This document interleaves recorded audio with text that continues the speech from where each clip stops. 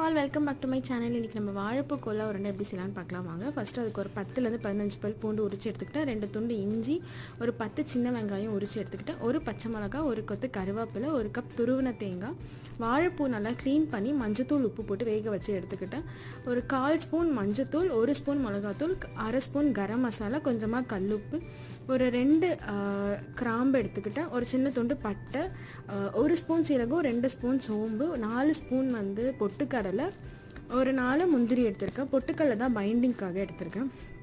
So இது எல்லாத்தையுமே நம்ம ஜாரில் ஒன்றா போட்டு நல்லா அரைச்சி எடுத்துக்கலாம். ரொம்ப பேஸ்ட்டாக அரைச்சிடாதீங்க.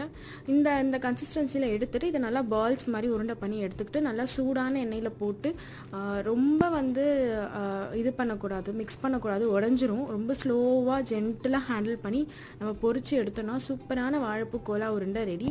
ரொம்பவே சாஃப்டாக மட்டன் கோலா உருண்டை மாதிரியே இருக்கும். கண்டிப்பாக ட்ரை